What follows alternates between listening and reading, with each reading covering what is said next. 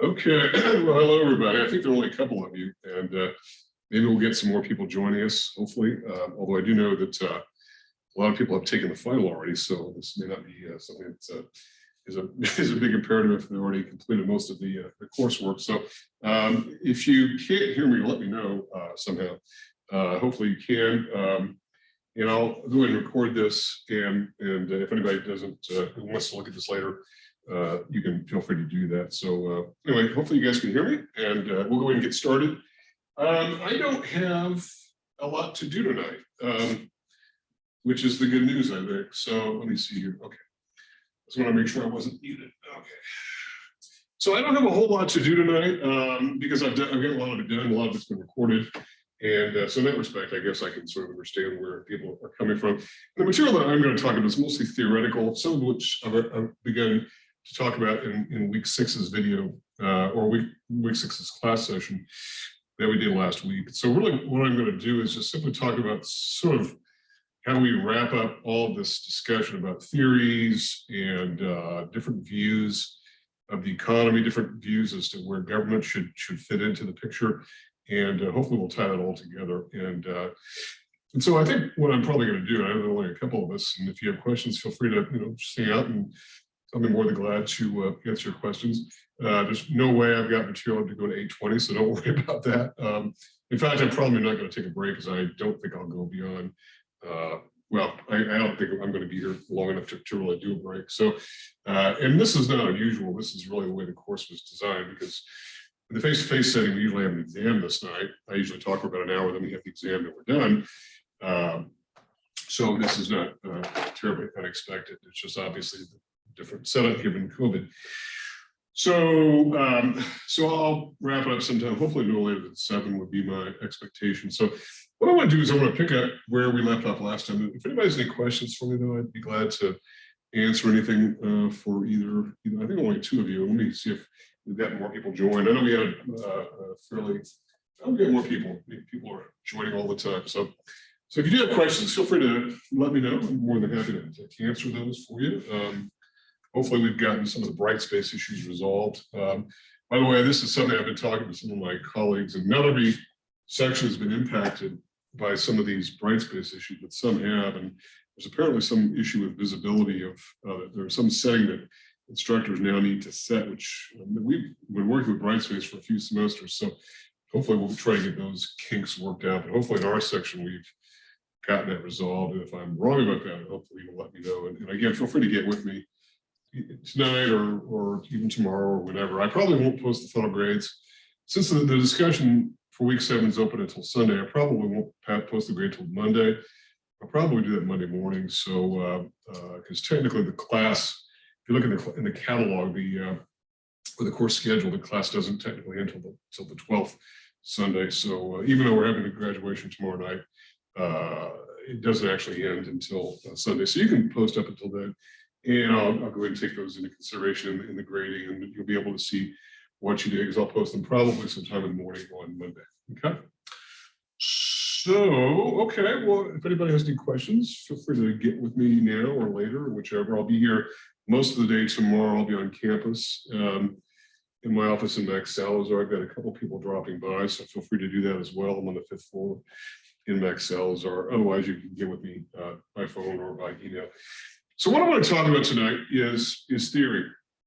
I alluded a bit to it last time. I think we talked, one of the last things we talked about was the Phillips Curve. And I can go back over that again if you'd like. But the key thing to know about that is the fact that it looked like a pretty good theory, something that was pretty durable. It was a hard and firm explanation of the way macroeconomies operated as they sort of gyrate between these extremes of unemployment and recession on the one hand, and then inflation on the other. And that is a booming economy and inflation on the other. And so it was a pretty good explanation until the explanation didn't work. In a longer term capacity, we had something called stagflation, which was an example, which was both high unemployment and high inflation at the same time. So the Phillips curve is thought to be only useful really in the short run. Longer run considerations tend to be a little less supported. And so as a result, the Phillips curve has got its uses, but it's got its limitations. I also talked a bit about monetary theory, and I talked about the work of Milton Friedman a bit. I'll get into him just a bit more before we leave tonight. when we talk about monetary theory, one of the things I think there was a slide that I included in the week 6 package, which probably could go better in week 7, but you know, it sort of goes along with the whole concept of monetary policy, which monetary theory extols the importance and the value of monetary policy. So I guess it's logical as to why I put it in there in the first place. But when we talk about monetary policy, we talk about the monetarists as being a group of economists who sort of fit into this broader category called the classicists or the neoclassicists, whichever you prefer. Some of the neoclassicists are those who've sort of taken classical theory to the next level. A little bit, some of the theory goes a little bit beyond where we want to go in the introductory class. So I won't get too deeply into some of the differences between the original classical view and some of the neoclassical views, which there are many actually. But one of the more prominent voices in this are those considered the monetarists. Milton Friedman was sort of the head of this group that looked at fiscal policy as being sort of problematic. And in the time in which they were operating, I think it's important to sort of realize that in the 60s and 70s, which is when Friedman's heyday sort of reached its peak, inflation was the big economic story. And I think a lot of the blame for inflation, which I think most economists today would probably accept, and I'm talking about economists across the spectrum, the ideological and theoretical and political orientation spectrum, would agree that it was probably excessive government spending beginning in the 1960s. Excessive, not by today's standards in terms of absolute dollars, but certainly in relation to the size of the economy in those days, which was much smaller, much smaller. So the government was pushing demand further than what the supply side could catch up, hence rising prices. Classic case of demand pull inflation. Rising demand for goods pulls prices up. And now the monetarists would say it's a monetary phenomenon. And so to sort of highlight this, there was a theory that had been developed sometime before called the monetary theory, the quantity theory of money, which was popularized once again by Milton Friedman. He's not the originator of it, but he is certainly the one that popularized it in a modern context, where he talked about this equation, a very famous equation in macro called the quantity theory, which is MV equals PQ. And maybe if you Google this, you might see MV equals PY, which is basically P and Y are not PQ like we know in the macroeconomic realm, but the price level, and Y like we know it in the macro model. Here we're just simply saying, oh, this is a theoretical model where he's taking this. He's saying, look, this is the money economy right here. It's the financial flow, right? The money economy. And I hope I'm not writing too small here, versus the so-called real economy, or the physical flow in the circular flow model, the so-called real economy. And I don't know why my red markers are always running out of ink here. So it's always red, for whatever reason. So the so-called real economy. So the idea is this is used as an explanation for inflation, the so-called real economy. So what's going on is this. First of all, let's make some definitions here as to what these are all about. So M basically refers to the supply of money. As we have modeled it before when we talked about the demand and supply of money, in other words, the money market, we said that it's a vertical expression, and that is however much money there is at a given time is however much money there is. And because it's a government produced, and the government has a monopoly on its production, and it's government produced fiat, the supply of money is controlled by the government. And that's what monetary policy is about controlling the supply of money. As a related matter to that, it's also the availability of credit, but credit becomes money, and so it just becomes new money. And so we didn't get into that in chapter 15, but I sort of suggested it might be a good idea to read that. So M is the money supply. V is something called the velocity of money. Velocity of money is simply the number of times that money turns over in a given year, okay? And whatever the number is in some way it's thought to be maybe 4 times, something like that. It's probably a little bit greater than that, but whatever the number is, it's the number of times money turns over. Because one thing we know about money is this: the money in my pocket right now is going to be someone else's money next week, and it's going to be someone else's money in another month from that, and whatever. So it's probably obviously much greater. It might be 12, might be 15, whatever the number of times that those same dollars turn over. So it's one thing of the supply of money, but we get to use the same money over and over again because they change hands, as we know. So whatever the supply of money is does not equate to aggregate demand or to GDP, because what we're basically saying is that this money supply turns over. Okay.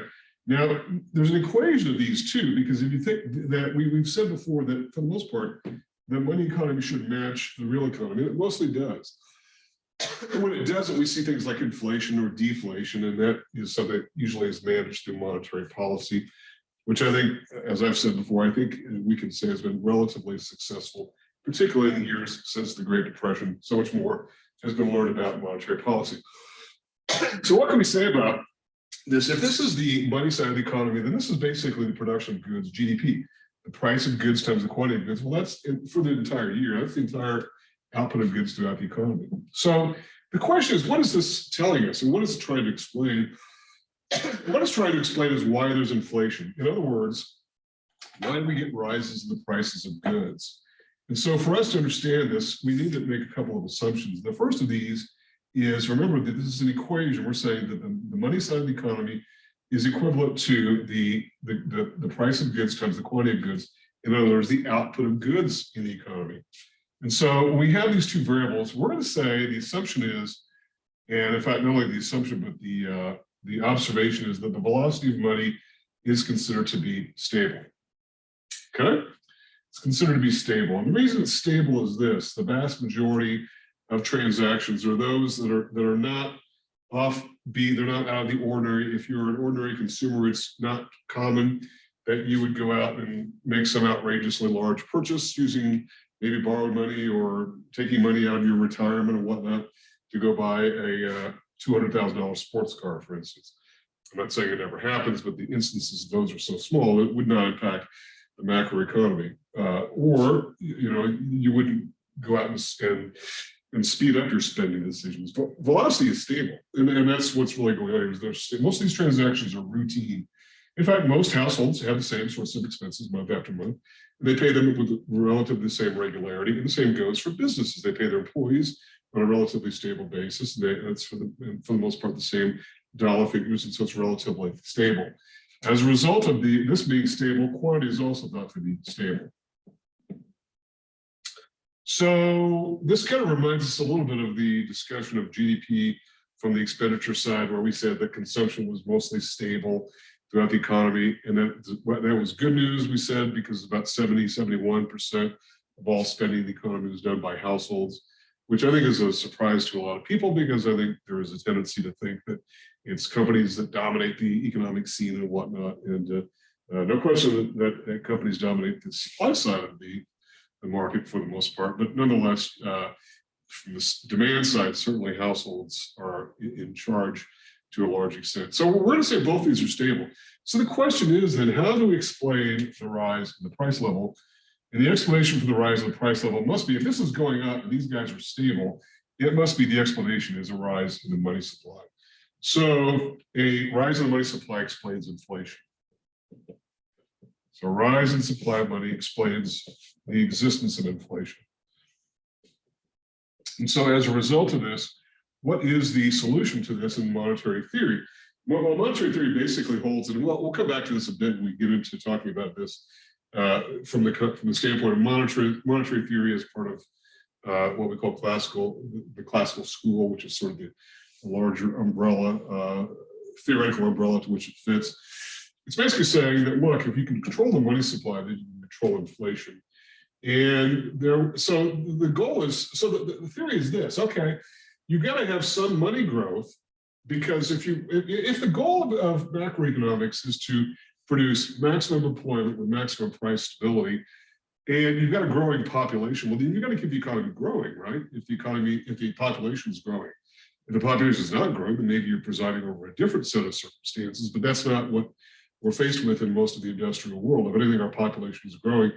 If for no other reason, immigration, even if there's not a birth rate that's large enough to replace those who are dying, and some industrial countries, by the way, are starting to see that. Italy, Japan, for instance, where there's not a very high birth rate, and the most of the growth in the population is coming through immigration. So we do see this as being a boost to the population. But that doesn't make any difference as to where it comes from. All we're simply saying is if there's a rising population, you've got to have rising economic growth, which means what? It means you've got to have a rising money supply to accommodate it. The issue, though, is how to accommodate the rise in the quantity of goods without causing an increase in the price level. It's by controlling the money supply. It's by controlling the money supply to make sure that it does not get out in front of the ability of the supply side in the real economy to produce output. And I think that so inflation isn't just explained only by monetary economics. There is also a real, as we on the slide in week 6 we talked about, that fiscal policy is thought to be a big driver of this as well, because when the government spends more money than it takes in, it borrows. And when it borrows, one of the big borrowers is, guess what? Our Federal Reserve, which does it through simply issuing currency to buy bonds, which is the very same thing as monetary expansion. So the Federal Reserve is, I guess, complicit, if that's the right word, in fueling inflation in times in which the government's running a deficit. And I know the government's running big deficits right now. We've also got inflation going on right now. And as I mentioned last week, we have a big inflation number coming out tomorrow. So we will find out. A lot of us in the economics profession are going to tune in bright and early, 8 Eastern, although I don't think I'll, 6 a.m. our time, I won't be quite tuned to my TV at 6 o'clock, but we'll be interested in finding out.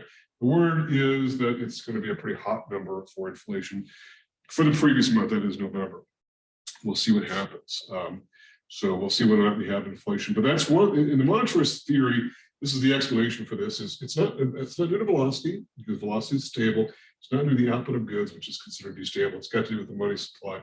And so one of these, it's one of the solutions was something that Friedman came up with called the K% rule. The K% rule, which is also known as a monetary, sometimes called simply a monetary rule. And I mentioned just a little bit, I think last week or the week before, about rules-based economic policy, where, and I don't know if your book, this is the first semester we've used this edition of the McConnell text, but I know there was a big discussion in previous editions about rules-based policy versus what's called discretionary policy. And I don't know, I just can't recall, because I haven't really read it as thoroughly. I mean, there not much changes from one edition to the next, but this was like a specific cutout. They talk about rules-based versus discretionary-based policy. Rules-based policy basically says, if this happens, then do this. It's an if-then kind of proposition. If inflation goes up by this, then we should do this. And one of those was the Taylor rule, which is simply an expansion of this, but it's sort of an updated, fancy schmancy edition of what Friedman talked about, something called the K% rule, where he said, make sure the money supply can only grow by, say, some K is a variable. And when asked what is K equal, he said, I don't know, maybe 3. He just kind of threw that out. In fact, he was very indefinite as to what the percentage should be, because he sort of allowed for the fact that maybe the money supply can grow faster if the economy is growing faster. Through things like greater productivity. And I don't think he had any insights into the rising productivity we saw during the 1990s and into the 2000s, where we saw lots and lots of productivity growth, mostly through technology. And in fact, productivity is rushing forward. I think it caught a lot of economists by surprise. But nonetheless, he's simply saying, let's say it's 3%. Then Friedman is saying a couple of things. Number one, you can't get inflation going because inflation is likely to be 3% per year if you constrain the supply of growth of money. And also, you're not going to get a recession because the fact you've got money continually being pushed out there. And if one of the characteristics of a recession is just simply not enough money out there, and the velocity hasn't changed, then you can simply keep the money flowing in order to avoid at least the severity of recessions. And by the way, I think that has been really some of the MO of the Federal Reserve for really the last 20 years or so, keeping money flowing. And I say last 20 years because we've had ultra low rates since right after 9/11, the September 11th attacks, 20 years ago. And so what's really interesting about this is that we're now in a situation where we've got rising prices for the first time in a very long time. And we've frankly got a Federal Reserve that I think a lot of people are looking at the world and saying, what do we do? Because we have never been here when we've had an inflationary pressure.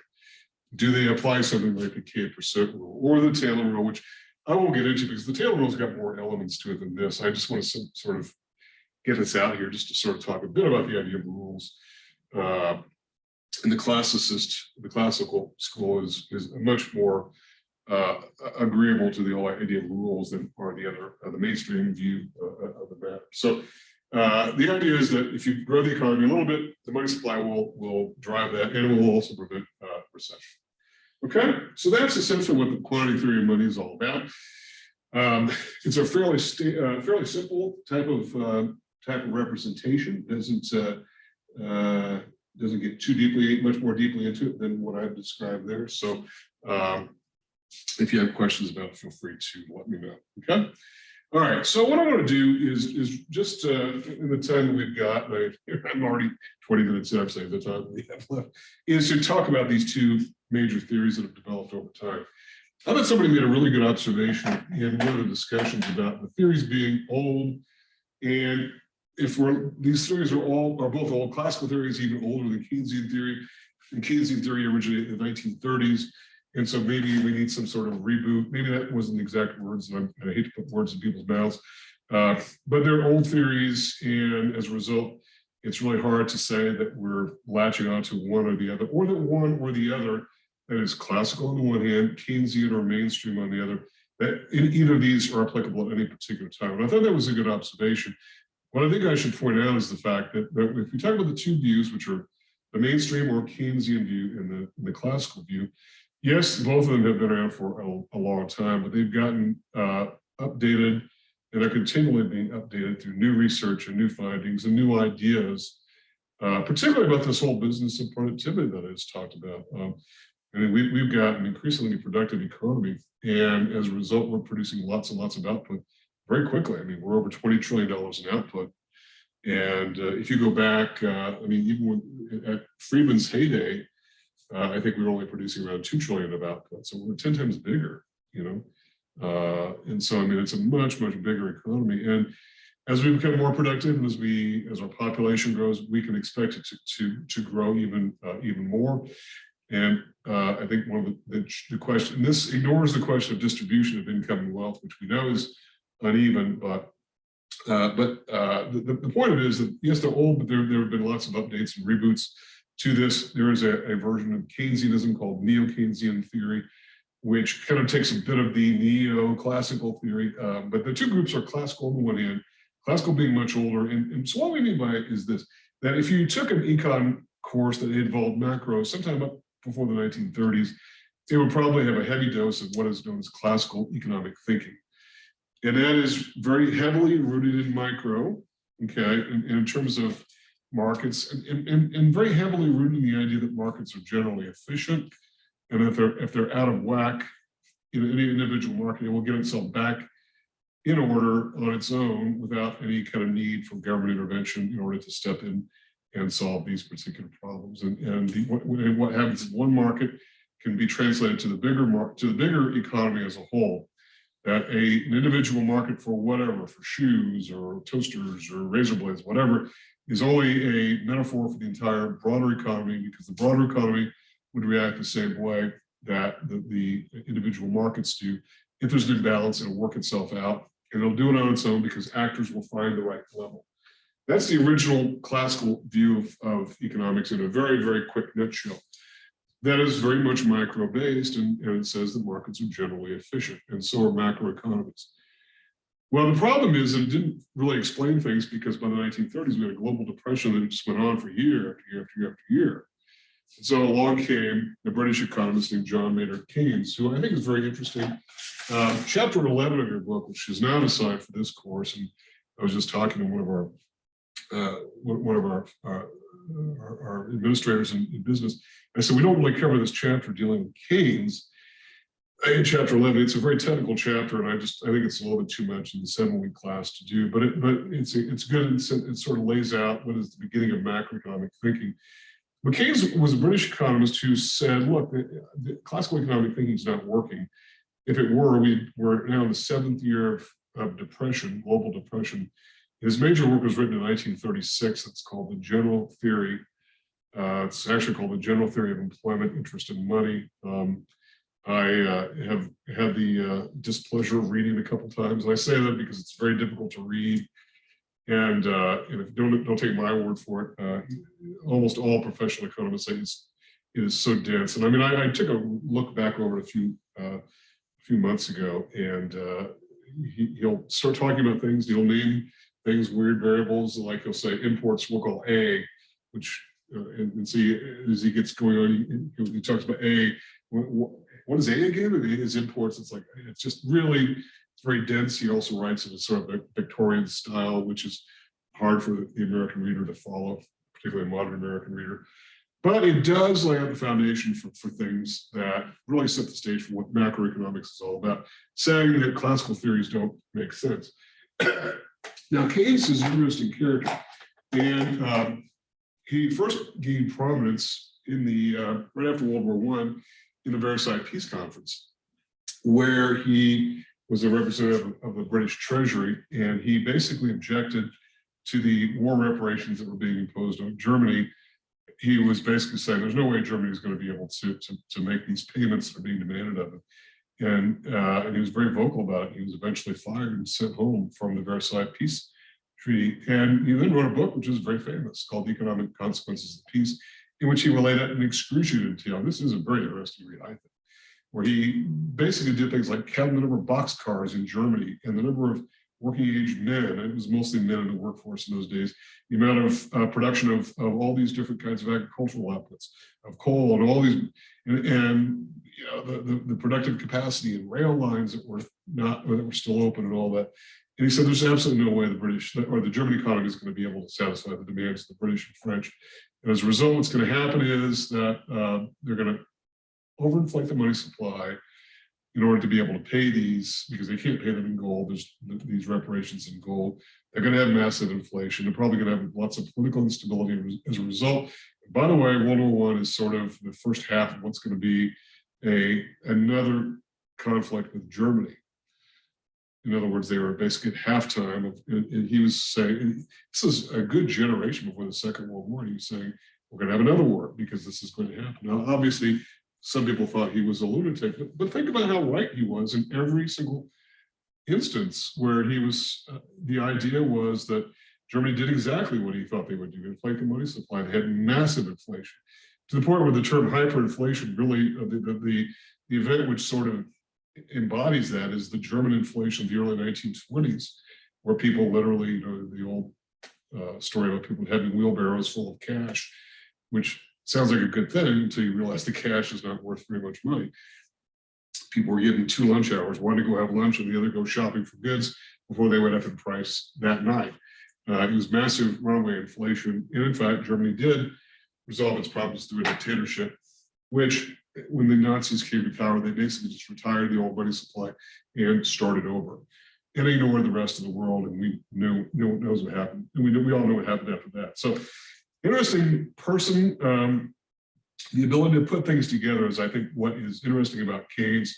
The idea that one thing leads to another, which leads to another, which leads to another, is really the heart of what macroeconomics is all about, which was sort of lacking before. That is the idea that if markets were that efficient and they work that well, then why do we have a global depression that goes on year after year after year? And he said, look, that if the government can step in and fix the problems, then that's great. So, well, let's talk about these individual views a little bit. If you are looking at your slide package, we'll talk a bit about the Keynesians first. So we talk about Keynes. Keynes died about 10 years after his major work, The General Theory, was created. So a lot of the work that we see advancing Keynesianism was done by a lot of Americans. Hicks was another, he was a British economist, but for the most part, it was carried on in the US by Paul Samuelson, is probably the biggest name in macro in the Keynesian side, who died about 20 years ago or so. James Tobin, another. So Samuelson was at MIT, Tobin was at Yale. There have been some other names as well. Kenneth Arrow, who I believe is at Harvard. These theorists are sometimes known as saltwater economists because they tend to be clustered around both coasts. That is Harvard, Columbia, Yale, Princeton in the East Coast, West Coast, maybe Stanford and UC Berkeley, that kind of thing. And that's not the same situation in Britain, by the way, but that is nonetheless the case here. Sometimes called saltwater, just simply due to their concentration on the coasts. And they basically reject the idea of classical economic thinking. So those are essentially who they are. And so what are some of the tenets of it? Well, so one of the tenets, which is a pushback against classicism, and by the way, the term classical itself was coined by Keynes, and he was not without ego. We'll just say that. In fact, he basically, in writing the general theory, had said, "I'm looking at all the work that's come before me, and it's all a little bit wrong, and we're going to put them all together in one basket, which we'll call the classical view." It's pretty audacious to say that everybody before you was wrong and everything you know is wrong, and so we'll lump them together. And so we're talking about economists that came much earlier than him, including people like Pigot. And these are names you don't really need to know. Pigot, Smith, Ricardo. David Ricardo is a huge name in that school. So it's pretty audacious, but he's pushing back on the idea that economies are stable. In fact, he's saying they're not stable. If they were stable, why would we have such high inflation? And in fact, he's basically saying that economies can get stuck operating in first gear. They can be going forward, but you're still operating in first gear. And so I'll give you another conception of aggregate supply. Now, we've seen an upward sloping aggregate supply curve, and we've seen a vertical aggregate supply curve. And obviously, the difference between the two is the time frame, because we've talked about the aggregate supply curve in the short run as being upward sloping, but in the long run as being vertical. So let's take a pretty long tail on the horizontal axis here. And on a PY plane, we're going to throw out one more for you, and that is this, that Keynes said that you could actually have that condition of full employment out here. And we'll simply call it Y sub full employment. And you can even have a case in which aggregate supply looks something like this, that it's actually horizontal. It's like, how many times have we seen different aggregate supply curves?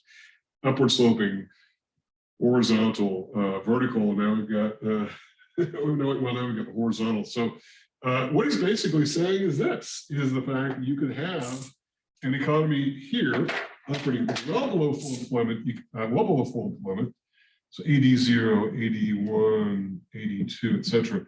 And you can have the economy being pushed along with ever amounts of growth, but yet, and the price level being relatively stable. So we'll simply call that P bar. And the economy is growing, but you're below full employment.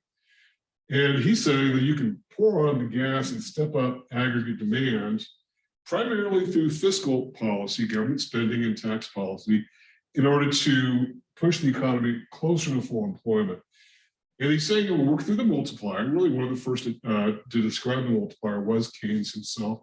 He said you don't have to go from here to here, or from here to here, I should say, with aggregate demand. You might just have to go from here to here and let the multiplier do the rest. Because he was a big believer that the private economy will do it. It just needs a little bit of help. And then where does aggregate demand come from? If you consider what aggregate demand is in its most scaled down view, it's C, and it's I, and it's G, and it's net exports. And what Keynes is saying, if the consumer can't spend, and the businesses can't spend, and net exports really were not even part of the picture so much, because after World War I, they were only beginning to recover. And in fact, a lot of countries, including the US, were putting up trade barriers in order to try to protect industry, particularly even after the Great Depression. And as a result, you lost whatever benefit of exports that might have come along. So if C can't do it and I can't do it, it's got to be government spending. And so a lot of this increase is simply what we call delta G, and that is a rise in government spending. And Keynes talked about a number of different scenarios where you would, and what you could do in order to bring the economy to full employment. So if you're talking about an economy like the US with 25% unemployment, that how do you put people to work and get them to therefore have money to spend, and then get businesses to supply inventory to supply those workers with goods that they can buy, that keeps the economy going. Well, how do you do it? Well, you can just simply do some sort of government works project. That is, and he talked about a number of weird scenarios, like the government could have a contest where they bury a bottle. I mean, it's some scenario where they bury a bottle of diamonds in a mountain, and so if you could hire workers to go try to dig out the bottle of diamonds. I have never heard that scenario before, except from him. But some of the other projects were the same. I think some of his later followers talked about the idea of hiring 50 people to dig a hole in the first shift and 50 people to fill the hole back up in the second shift. Nothing was being created, but at least there was demand for, or there was money being paid, and as a result, that would create demand on its own. Now, obviously, that sounds like a government program, doesn't it? So to counter that, he said, well, rather than just dig a hole and fill it back up, maybe we should do something like public works to repair bridges and to build roads and all that, which was done during the Great Depression. The Roosevelt administration, reluctantly, but eventually latched onto a lot of these Keynesian ideas. Roosevelt himself, who was the president throughout most of the Great Depression, at least the last several years of it, was a bit reluctant to adopt it because I don't think he really believed that it was that simple, that government just simply spend money, even if the government had to go into debt. And the government was reluctant to go into debt at that time. And in fact, not only was Roosevelt reluctant, but once he got some of these things proposed, some of the things were shot down by the Supreme Court, which said government can't do this. It's illegal for government to try to do these kinds of things. And so we have come a long way since the 1930s, but nonetheless, this remains a theory about what to do when an economy is operating below full employment. And that's essentially what's going on. So we talked about this idea of economies not being stable and not being self-correcting, and that you can't count on consumption investment to get an economy to full employment. And then furthermore, one of the things that is interesting is that he talks about the fact that you can boost aggregate without generating any increase in the price level. And the reason why is because when there's lots of unemployment and when a lot of people are out of work, they're in no position to demand wage increases, and firms are in no position to demand price increases to buyers of its goods. They're not in that kind of bargaining position until full employment is reached. There's not that scenario available. Okay, so inflation is not the picture. And by the way, this was one of the main criticisms of Keynes by around the 70s and 80s, was the fact that he didn't give enough concern for inflation. I do think that, however, had he lived longer, and to have seen the inflation of the 70s, he probably would have said that it was due to probably excessive government spending. The government was doing too much. I think, it's hard to know, it's a what if, obviously.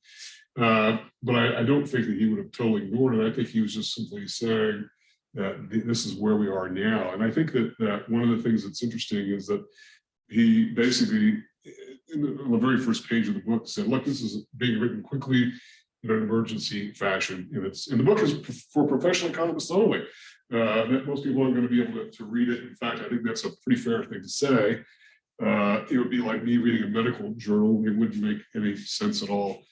And in fact, as a professional economist, some of the things I have to read a couple of times because it is a very difficult read. And I think that, as Samuelson later said, that he wrote it very quickly and it kind of meanders. At one point, he'll get on a subject, he'll leave it and come back to it. It was very poorly edited. And I don't imagine there were a whole lot of economics editors in those days who could have really clarified some of this. And he would leave a subject, get off it, come back to it. And he had a weird piece about finance toward the very end. And so it's a difficult read, but if you want to do it, if you're having trouble going to sleep some night, give it a try.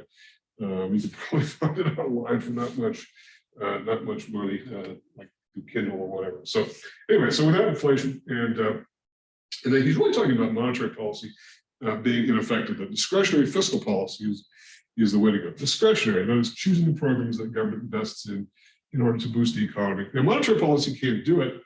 And one of the reasons why he said monetary policies can't do it is because you can lower the interest rate to zero, but if nobody wants to borrow money, you can't make them. And in fact, you can have rates so low that there's no point in borrowing money because of the fact that if in those days money was losing value, or there was deflation, meaning that it didn't make sense to borrow, it made sense to save. And so as a result, why on earth would you want to, if inflation is defined as a depreciation value of the dollar, then deflation is appreciation of the dollar. So you'd want to hold on to money.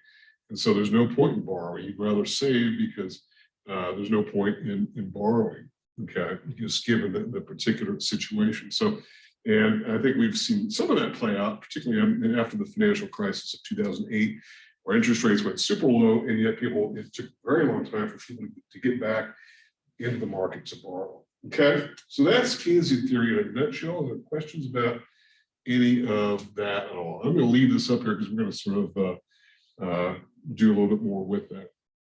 Well, I talked intermittently about the classicists a bit, only because it sort of made sense to talk about monetarist theory and monetarism a little bit while we were on the subject of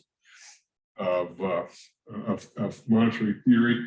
When we talk about the classicists, we're basically saying that it comes from some of the very oldest views of economics, to the extent that people were thinking about markets and economies and prices and labor and productivity and all that, which doesn't go back very far. In fact, probably one of the very oldest works of economic thinking goes back to 1776 from Adam Smith.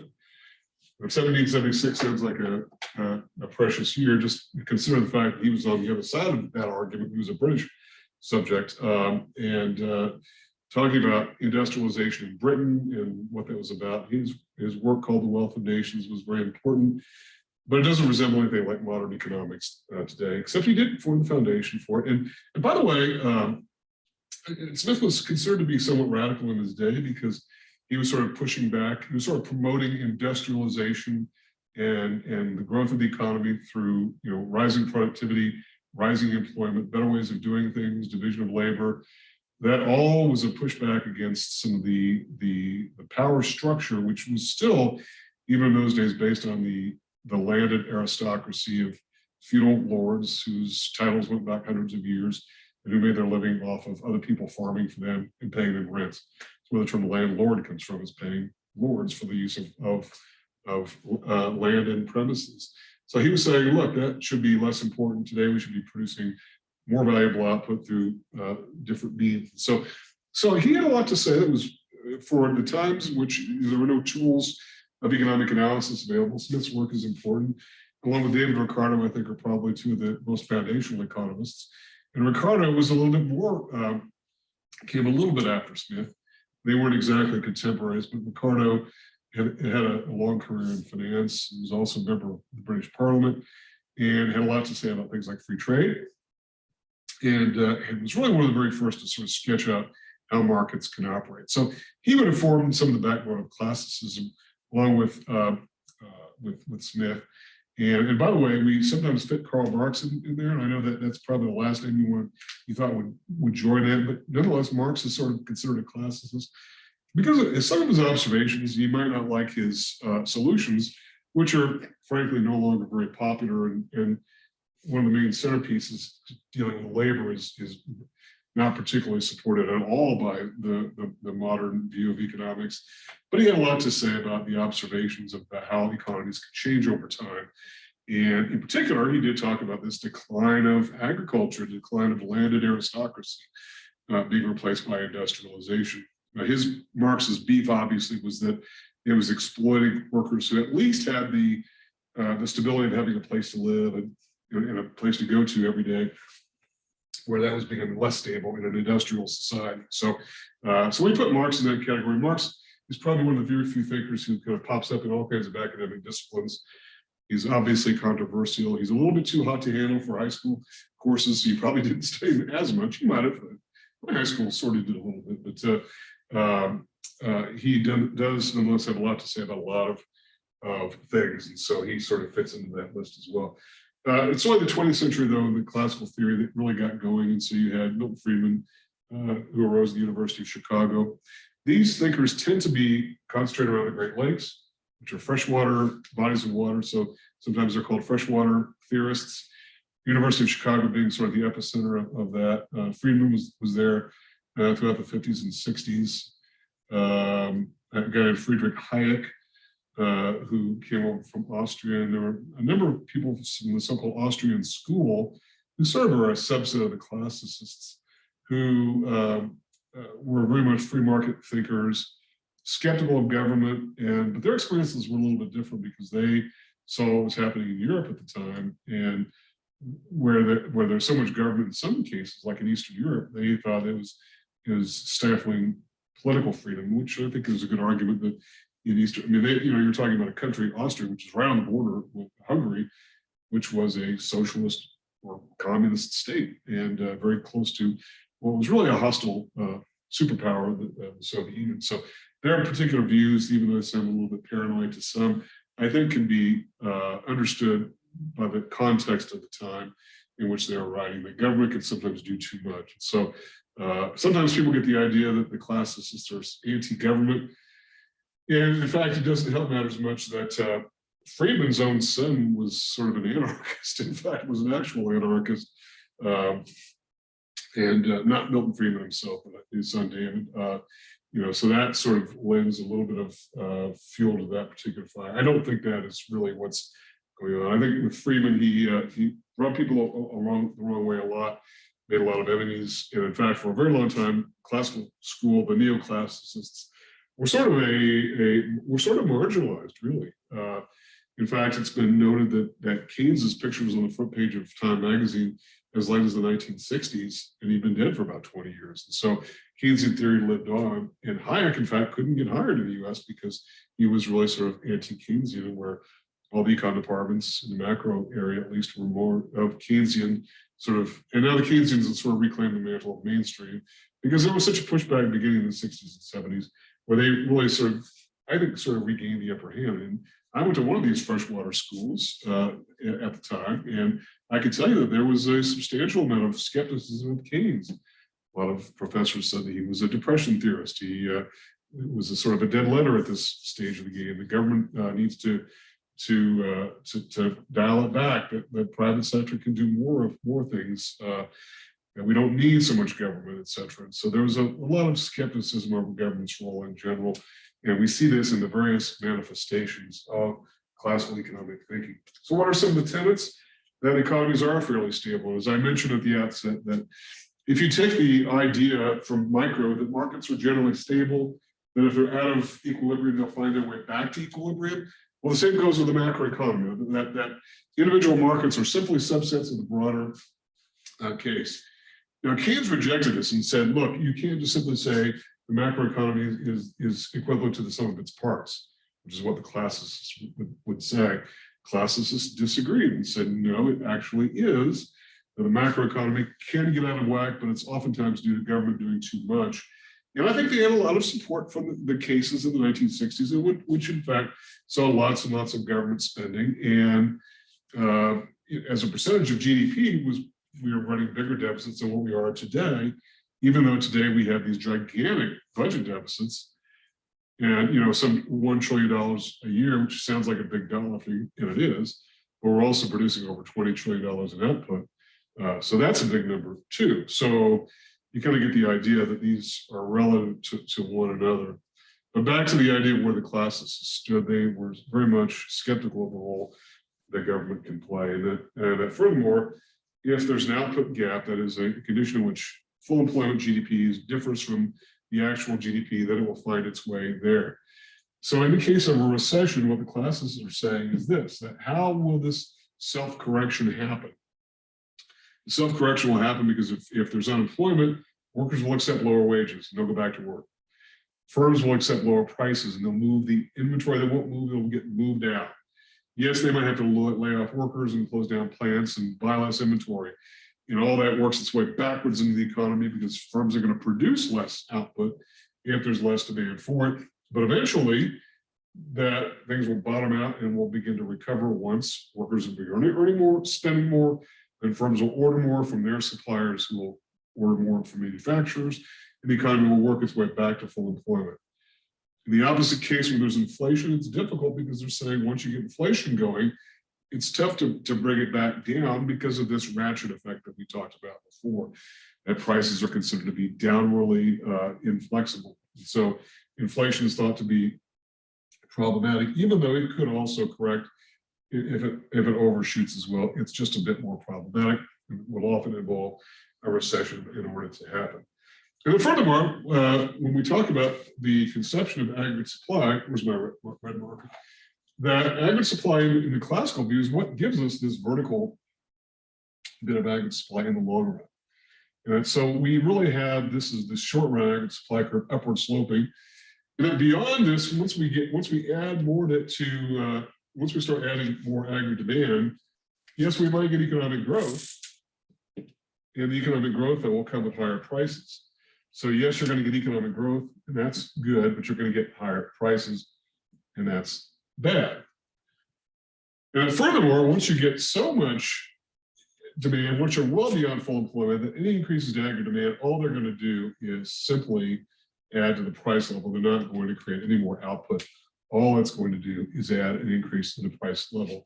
And that's the issue with the classicists. They're saying that, look, you can create aggregate demand all day long by government spending. The government can spend money on whatever it wants to spend money on, which is true, right? And in fact, we have certainly seen government spend money on all kinds of things that may or may not have that much popularity, but they do it for their own particular reasons. And I know that the classicists have long been skeptical of Congress, which will spend money on all kinds of projects. And of course, the press loves to report on stories where $20 billion is spent to research, bees in Alaska or whatever. I mean, we've all heard these news stories about, $80 hammers and whatnot.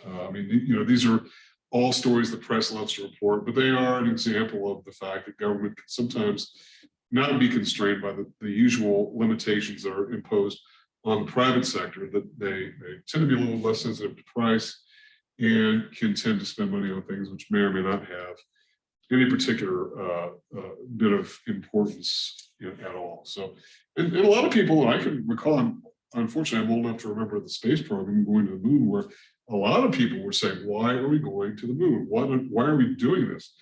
And I guess people didn't mind so much going once, but then we kept on going back to the moon. What was it, 6 or 7 times going back to the moon? And it's like, okay, we've gone to the moon, now what? And we got there and it's rocks. Okay, all right. And a lot of people were saying that, and if you pointed the space program as an example of government doing something which didn't have any economic sense, but was nonetheless continued. And you could say the same thing about a lot of projects at any time, really. But there was a lot of criticism over that. And so the government eventually pulled the plug on the moon program because they figured they had done it, and that it was sort of all done with. So when it comes to fiscal policy, then, which is really what we're getting at, it's a rebuttal of the Keynesian argument. In fact, we can go so far as to say that we can divide up the aggregate supply curve based upon regions. We can say this is more of a Keynesian region when you're below full employment, and this is more the so-called classical region. And it's here when we have below, around full employment. The classists are believing that full employment is the natural state of being, and that economies will get themselves to full employment on their own without a lot of help from government. And even if there's a recession that lasts a couple of years, well, these things happen, and they sort of liken it to an organism of any kind when it gets sick. You're not going to prevent sickness in any kind of particular way, but often you get over it and you get back on your feet in a couple of weeks or whatever. And, there's sometimes nothing you can do about it. Like, there's nothing you can do about the flu, really. I mean, I guess you could take medicine to make you feel better, but it's not going to make you better. You're going to get better on your own, which is sort of the metaphor that I think the classicists are using. And by the way, some of the Austrian thinkers, that sort of Austrian subset, that have been known to say that we're the only species on Earth that has governments, because every other species manages just fine without having some sort of governmental structure. Whether that's true or not, I have no idea, not being a natural scientist, but it's an interesting thought, I guess, the idea that fish don't have governments and whatnot. So you can do with that whatever you like. Okay, with that. So fiscal policy is considered to be problematic. Monetary policy is considered to be the preferred tool. And we talked about K%, the K% rules being one of the theories about what to do about that. Okay, so we talked about this idea of within the classical sort of umbrella, there are different branches, monetarism being one of them, and we talked about the Chicago school. In fact, this group became a lot of prominence throughout the 60s and into the 70s. In fact, was known to be consulted by governments around the world. And so economists who were at the University of Chicago did lots of consulting for governments around the world. Well, they were called the Chicago Boys. That was the name. I don't know whether there were any females in the group, but they were. I didn't make this up. I'm simply saying this is what they were known as, the Chicago Boys. They were noted to advise lots of governments, particularly in Latin America, because Latin American economies have long suffered from some really poor governance, quite frankly, and some really inequitable distribution of income and wealth, and some very heavy reliance upon agriculture and less on industrialization. That has obviously changed quite a lot since the days in which they were advising, but that was one of the prescriptions that the Chicago theorists had recommended is an increase in industrialization. And they can point to Chile as being one of their success stories. And I know that at the time, and I know this is one of the reasons why Freeman himself is considered controversial among some, is that he advised the dictatorship of President Pinochet, who was not exactly a small d Democrat, but it is interesting. Freeman himself, though, at least told Pinochet he was going to have to give up power at some point if they ever wanted to industrialize. And I guess to his credit, I can't believe I'm saying this, but I guess to his credit, Pinochet did eventually step down from power. Now, obviously, he's considered a war criminal by many. I'm not extolling that. I'm simply trying to follow the economic thread of logic here. But Pinochet is long gone. It's an elected government, it's a democratic government, it's a very productive economy. Chile is a real success story, no question about it, to the point where a lot of businesses have set up lots of production operations there. It's been a center of tourism. They no longer have the repressive regime that was in power there, which had been in power throughout a lot of the post-World War II era. Argentina, Brazil, those were all mostly democratic states. Even while some of them do have fairly unstable economies, they are in a better place, arguably, than where they were, particularly in the times in which, in post-World War II, and with very anti-democratic forms of government. So we talked about the monetary price rule a little bit. And one of the things to sort of sum up this, when I'm on the slide, this is branches of the classical school, the so-called neo-classicists. And that is, there's a skepticism of the role of government in general. Okay? All right, so questions for me about any of this? Okay, well, I don't have a lot more to go, I just have a bit, and that's why I don't think we'll do a break tonight. I'm going to erase this a little bit here, because I want to talk a bit about another more recent incarnation of the classical school, and that's something called supply-side economics. And it was a term of art that was used throughout the 1980s. It was almost inextricably associated with Ronald Reagan, whose presidency began in 1981. Reagan came into office at a time in which the US was experiencing this condition of stagflation, an economy that was in recession and higher prices, to the point where you had double digit of both, which was a really bad situation, I think, by anyone's measure. That is, double-digit inflation, I'm talking about double-digit percentage increases in inflation, and double-digit unemployment throughout the economy.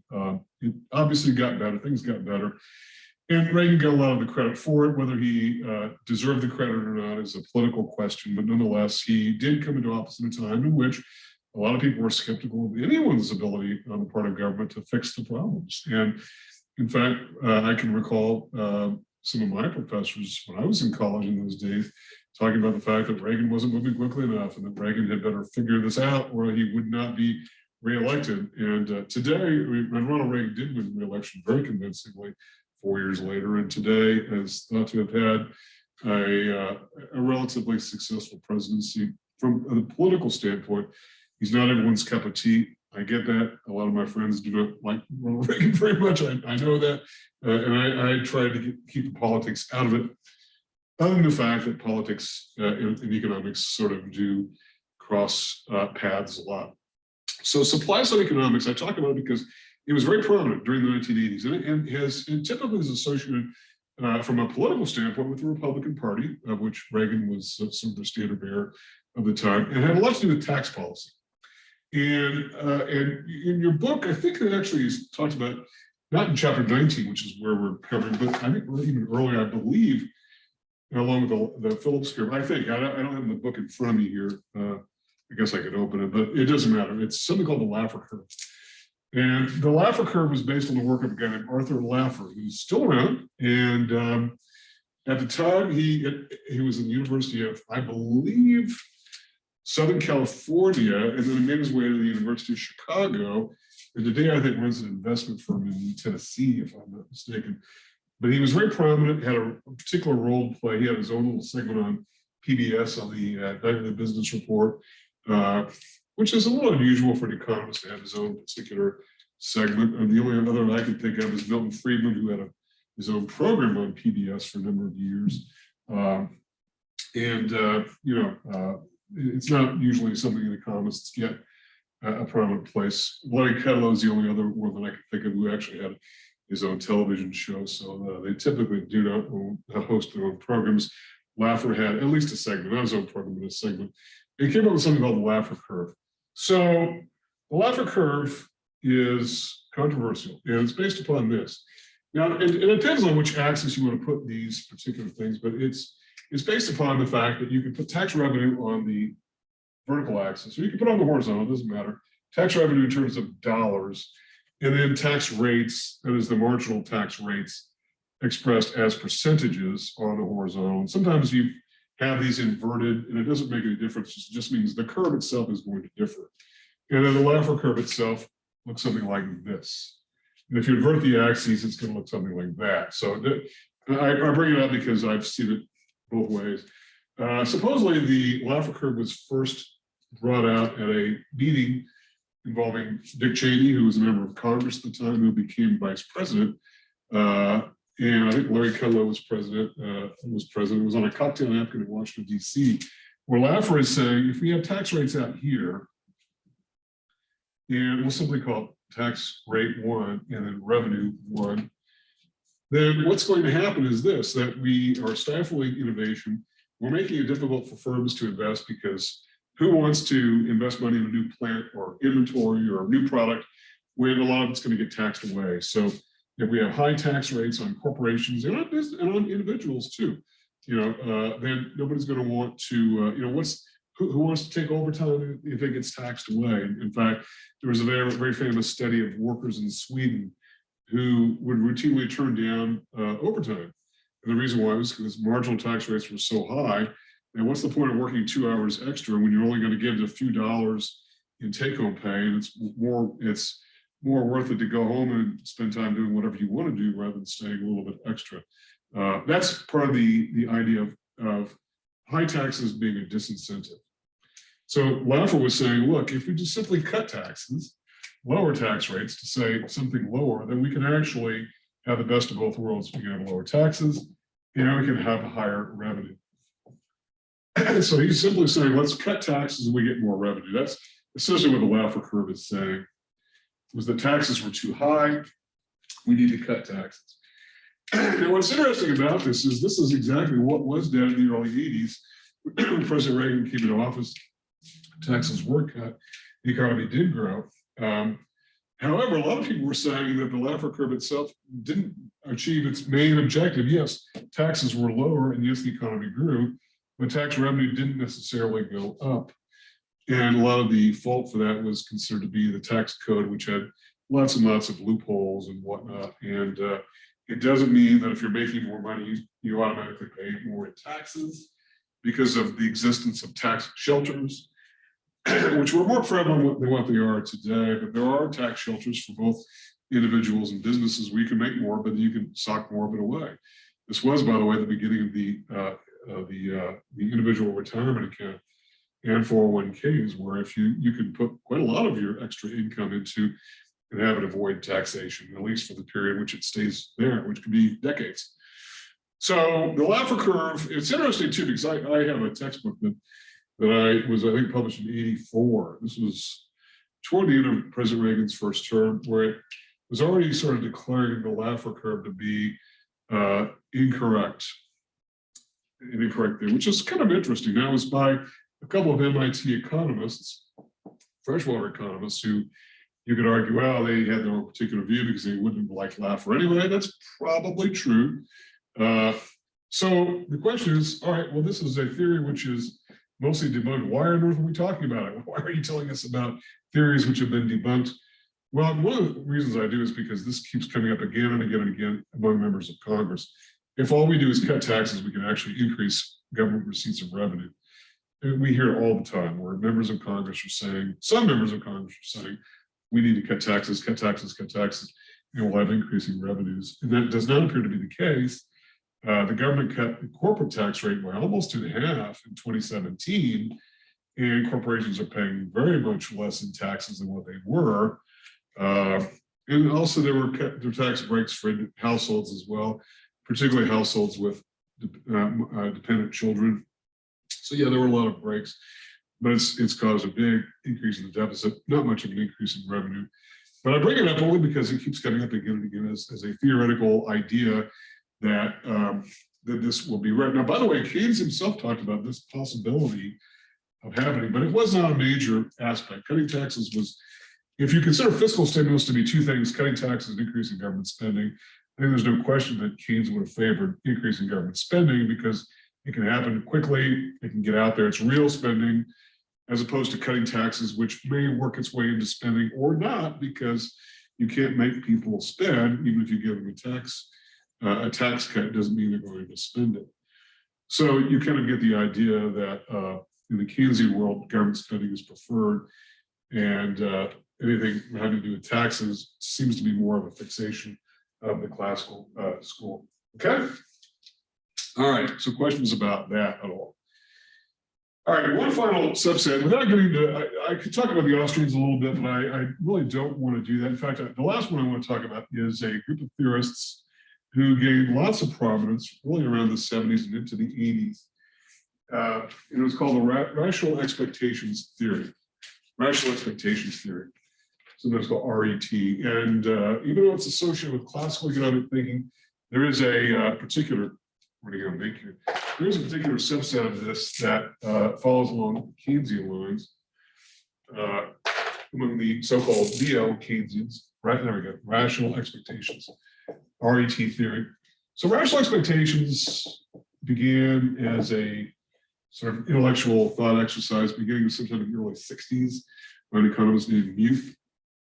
And really the sort of the high priest of this particular branch of classicism is a guy named Robert Lucas, who was at the University of Minnesota, then made his way to the University of Chicago, but again, two freshwater schools. Rational expectations theory basically goes along these lines. It basically says that government policy is subject to some degree of futility because of the fact that people, private actors in the economy, will anticipate what the effects are of any kind of change in policy and will take steps to effectively counter them, not because they want policy to fail, but because they're trying to do what's best for them. And as an example of that, and so as a result, I guess the upshot is government policy is inherently ineffective. So as a bit of, and there's examples that do sort of lend some credence to this. You know, I'll give you one example. I don't know if I use this in the discussions, but it sometimes comes up, but I've talked in classes about the fact that a state where I used to live used to have an inventory tax. I don't believe we have that in New Mexico. I'm almost sure we do not. It was a tax on any business that had physical inventory. And I think it was levied as of November 30th every year. And so and it basically was some percentage of tax that a business would have to pay based on the amount of inventory that it had on its shelves and on its floor and all that. So what did businesses do in order to evade the tax? They would have inventory sales. Every year there'd be a giant inventory sale, furniture, cars, boats, appliances, you name it, to the point where they would try to get them off their books very quickly. Now, the state government thought they were being very smart because they thought the inventory would be built up big by November 30th because of the desire of people to buy, on part of suppliers to have goods available for sale for Christmas spending. What happened though was the fact that businesses would say, no, we're going to order inventory after November 30th. And they worked their best to try to reduce inventories to the lowest level possible. And so as a result, by November 30th, there wasn't that much inventory as was expected. So it never really raised that much revenue to the state government, simply because of the fact that businesses tried to do what they could in order to evade the tax. And they were doing it not because they wanted to thwart the aims of government, but they were doing it to improve their own situation. And oftentimes we see that with regard to some sort of government policy, which is intended to do one thing, which ultimately fails. Another example that I can think of was the luxury tax, which was imposed, I believe, by the federal government back in I think it was around 1889 or 90, where it was going to be a tax on goods you purchased after, I think it was like January 1st of 1990, you pay a tax. was a luxury tax, and it good over 35,000. So what did everyone do? If you knew you're going to buy a Cadillac or a expensive vehicle, or like a Corvette or whatever, or a houseboat, something expensive, everyone did it before the tax took effect, and then nobody bought those goods afterwards. And the government just abandoned the luxury tax because nobody was buying those goods. And it resulted in distortions of inventory. And that's a lot of what the RET people were thinking about. So as an example, I'll just give you a scenario that is one of the classic examples. And that is this. And it's basically going to follow along the lines of one thing leading to another. So along these sorts of steps, number one, the government decides that they'll engage in fiscal policy. So fiscal policymakers want to raise GDP and employment. So fiscal policy makers wish to raise GDP. Okay, so they want higher, and they want to do it by cutting taxes and raising government spending. Okay, so delta T down, delta G up, all of which is to be intended to raise the amount of GDP. Not an unusual scenario, but fiscal policymakers, elected officials, in other words, want to raise GDP and employment and presumably wages and all that. Okay, so one thing leads to another, and that is that input suppliers, that is workers and other input suppliers, expect this to be inflationary. And the RET theorists talk about unions as being a part of this action through collective bargaining. They expect fiscal stimulus to result in higher prices, therefore higher wages are meant to be demanded. So they expect this to be inflationary.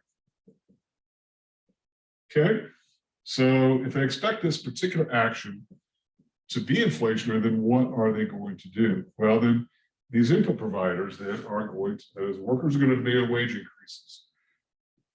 So workers demand wage increases. Now, this idea of workers demanding wage increases needs to be a bit clarified a little bit. I think I talked a bit about this not long ago, is that economists always talk about, in the case of workers demanding wage increases, how does that mechanically happen? Do they all go bang on the door of the bosses and say, we need an increase in pay? It's usually done by their feet, that they go to higher paying jobs if their employers are not matching wage increases with the rise in prices throughout the economy. And firms eventually get the message and decide to raise wages. To the extent that they can raise prices to their own customers, they'll try to do that if they can do that. But that's another consideration. By the way, that ties back into the idea that it's inflationary conditions that is resulting from this expectation, this rational expectation. So workers demand wage increases and suppliers demand price increases. In other words, input providers, right? And suppliers demand, suppliers of goods, I want to make goods and services demand price increases. And they get it through simply charging more for whatever it is that they do. So in other words, input costs rise. Okay, so input costs go up. What did we say about rising input costs before? We said that rising input costs tend to result in a leftward shift in the aggregate supply curve. So to graphically illustrate this, rising input costs mean a leftward shift in the aggregate supply curve. And so here's what this will tend to look like. And this is, again, in the view of the RET theorists, okay? And I hope you can see this. I think calibrate the camera to make this visible. If you're talking about a short run condition of aggregate supply, which is what we're talking about here, okay?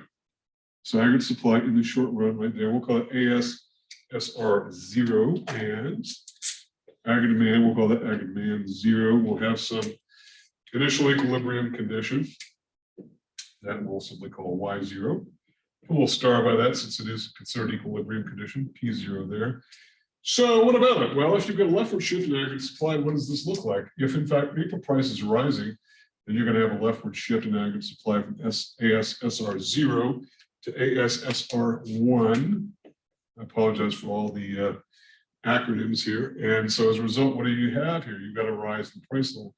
In other words, you've got a self-fulfilling prophecy going on here, which we see so much of the time in macroeconomics. If we expect to see something happen, then we actually get the very thing happening that we expect to happen. So as a result, workers demand wage increases.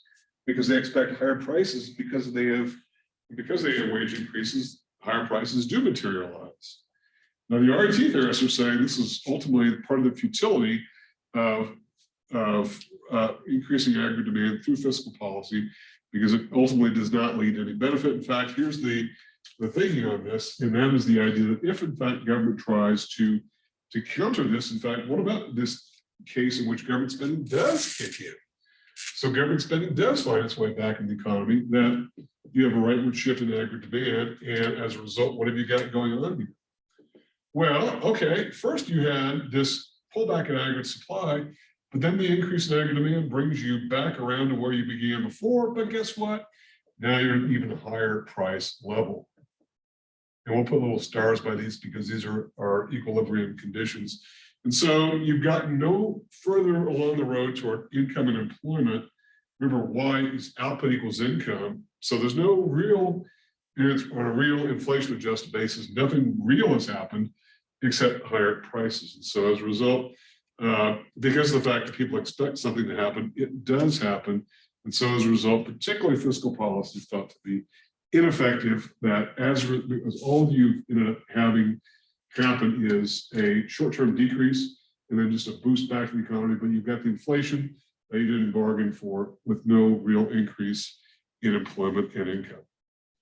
Okay, so RET theory was pretty big guns for a while. Lucas won the Nobel Prize in I think 96. And so, you know, obviously this is not everyone's cup of tea, particularly those who don't like the sort of suggestion that workers are to blame for inflation, because this is oftentimes the class is sort of accused of sort of trying to imply that workers demanding wage increases is always and everywhere inflationary. It's thought to be sort of an anti-labor stance among those who are particularly concerned with this particular theory. But nonetheless, the very idea itself, though, has Keynesian applications as well, because there is this idea that if people expect things to happen, they'll take steps to make them happen because they are trying to better their situation. Just like the people who bought, you know, Cadillacs and houseboats prior to the luxury tax, they weren't doing it to be unpatriotic. They were doing it to better their own circumstances. And if the government didn't gain based upon its original thinking, then that was the government's problem. But it highlights in this particular view the ineffectiveness sometimes of government policy. So again, to summarize this whole business about these differing worldviews, really has to do with where government fits in. And we can certainly say this about macro, where I don't know that we can say it as much about in microeconomics. And if those of you are going on to the next level of your education and are going to go for a business degree, you probably have to take a micro course somewhere. I don't know that for a fact, depends on where you go. But micro, the role of government there, it also comes up when it's more of a regulatory issue, really. Yeah, there are some tax issues, but it's more things like government's role in terms of setting things like minimum wage and price controls and whatnot. So it does come up, but nonetheless, you could say that really everywhere throughout economics, what divides economists, what divides economic thinking, which then works its way into the governmental realm, which affects all of us, is this debate over what is the proper role of government. Is government doing enough? Is government doing, in other words, is government doing too little? Or is government doing too much? And it's a debate that's probably never going to end. And so even though from a macro standpoint, these two very large umbrella separations of these two schools started life many, many years ago, they still have their own adherents, working in different realms, advancing it in different sorts of ways, tweaking and adjusting it based upon what is uniquely happening today. Okay, so anyway, that was all that I had. And I got done, what, an hour and 20 minutes, something like that, not too bad. Any questions for me about anything that I can answer? We have a small group here, okay. Well, if you do, feel free to hit me up tomorrow or later. You can, it's only 7 o'clock, so we, you know, I'll be around for a bit. And but feel free to get with me individually. If you do, I'll go ahead and make this video available. And I'm increasing, I think this is something I'll do more of, trying to make this into a YouTube file as well. Even though I didn't post the last one because it was available, but if you do have difficulty retrieving it out of Zoom, let me know. You know, I will compress and save it that way. So Otherwise, I will say goodnight and I will see you all tomorrow. So everyone have a good night. Thank you. Okay, bye-bye.